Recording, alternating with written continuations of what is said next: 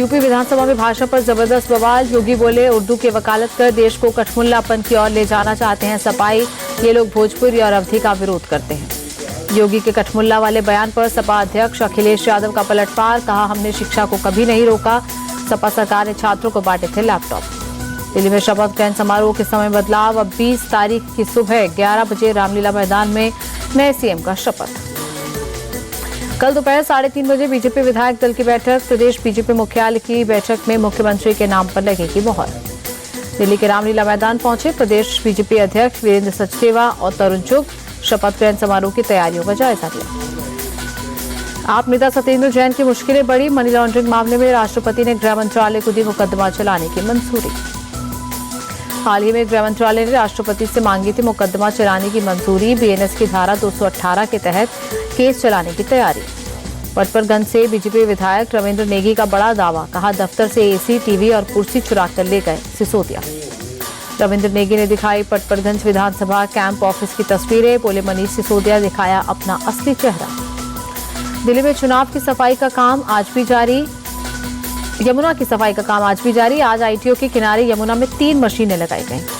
जहां सफाई हो गई है वहां पानी पहले से साफ नजर आया। पहले से जमी गंदगी में आई कमी। पटना के कंकड़ बाग इलाके में पुलिस और बदमाशों की मुठभेड़ खत्म। पुलिस ने घर के अंदर छिपे 4 बदमाश को पकड़ा। पटना के एसएसपी बोले, जमीन विवाद को लेकर जांच के लिए आई थी पुलिस। 4 राउंड फायरिंग के बाद घर में घुस गए थे बदमाश। पटना शहर के बीचों बीच घंटों तक चला लाइव एनकाउंटर। घर में छुपे बदमाशों को घेरकर सरेंडर का अल्टीमेटम देती रही पुलिस। पटना मुठभेड़ को लेकर आरजेडी नेता तेजस्वी यादव का राज्य सरकार पर अटैक। बोले, कोई ऐसा दिन नहीं जब बिहार में 200 राउंड फायरिंग नहीं हो रही। तेजस्वी बोले, बिहार में अपराध बढ़ता जा रहा, लेकिन सीएम नीतीश कुमार को कोई मतलब नहीं।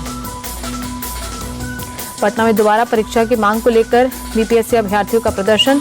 खान सर भी छात्रों के प्रोटेस्ट में शामिल। प्रयागराज में उमड़ा श्रद्धालुओं का सैलाब। संगम में आस्था की डुबकी लगाने के लिए देश भर से महाकुंभ पहुंच रहे लोग। पश्चिम बंगाल की सीएम ममता बनर्जी बोली, ये महाकुंभ नहीं मृत्यु कुंभ है। मैं महाकुंभ का आदर करती हूं, लेकिन यहाँ कोई तैयारी नहीं। विधानसभा में ममता बनर्जी बोली, अमीरों और वीवीआईपी के लिए सारी व्यवस्था है, लेकिन गरीबों के लिए कुंभ में कोई इंतजाम नहीं। ममता बनर्जी के बयान पर शुभेंदु अधिकारी का पलटवार। कहा, महाकुंभ का अपमान नहीं सहेगा हिंदुस्तान।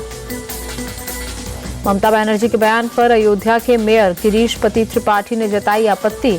बोले, बयान बहुत दुर्भाग्यपूर्ण। महाकुंभ को मृत्यु कुंभ कहना सनातन परंपरा का अपमान। पूर्व उपराष्ट्रपति वेंकैया नायडू ने महाकुंभ में पावन स्नान किया। परिवार के सदस्य भी रहे मौजूद। महाकुंभ में आस्था की डुबकी लगाने पहुंचे केंद्रीय मंत्री जी किशन रेड्डी। बोले, जितना बड़ा आध्यात्मिक कार्यक्रम आज प्रयागराज में हो रहा, इतना बड़ा कार्यक्रम आज तक दुनिया में नहीं हुआ। महाकुंभ पहुंचे आंध्र प्रदेश के डिप्टी सीएम पवन कल्याण। बोले, हमारे धन की निरंतरता अद्भुत। आधे से ज्यादा भारत महाकुंभ में पहुंच रहा। डिप्टी सीएम पवन कल्याण ने अपने परिवार के साथ संगम में लगाई डुबकी। पूजा अर्चना कर मां गंगा का आशीर्वाद लिया। बॉलीवुड सिंगर शान ने प्रयागराज में आस्था की डुबकी लगाई। मां गंगा से प्रार्थना कर लिया आशीर्वाद। गुजरात स्थानीय निकाय चुनाव में बीजेपी की बम्पर जीत। 68 में से 62 पर बीजेपी का कब्जा। कांग्रेस को 1 सीट। महाराष्ट्र में शिंदे गुट के 20 विधायकों की सुरक्षा घटी। बगावत के समय मिली थी विधायकों को सुरक्षा।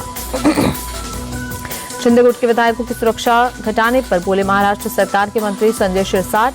कहा, विधायकों की सुरक्षा कम करना उचित नहीं है। सीएम मोहन यादव ने ग्लोबल इन्वेस्टर समिट के लिए गठित समिति के साथ की बैठक। मीटिंग में तैयारियों का जायजा लिया। उत्तराखंड विधानसभा सत्र के लिए ई विधानसभा एप्लीकेशन लॉन्च। सीएम धामी और स्पीकर रितु खंडूरी भूषण ने किया लॉन्च।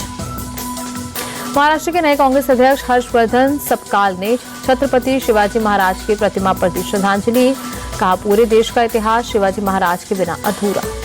रिक्शा चालक से टीएमसी विधायक बने मनोरंजन व्यापारी के रिक्शे को पुलिस ने रोका। कोलकाता में रिक्शे से आ रहे थे विधानसभा। कुरुक्षेत्र विश्वविद्यालय का 34वां दीक्षांत समारोह। हरियाणा के राज्यपाल और मुख्यमंत्री नायब सिंह सैनी हुए शामिल।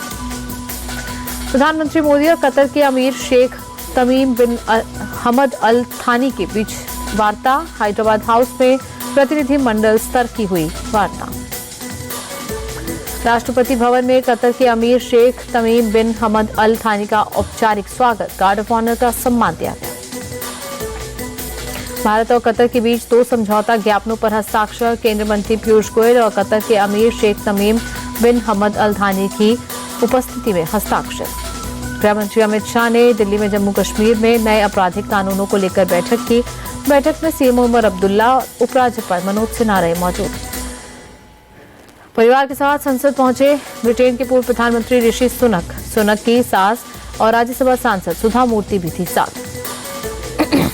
अश्लील टिप्पणी मामले में रणवीर इलाहाबादिया को सुप्रीम कोर्ट से बड़ी राहत, गिरफ्तारी पर फिलहाल रोक लगी।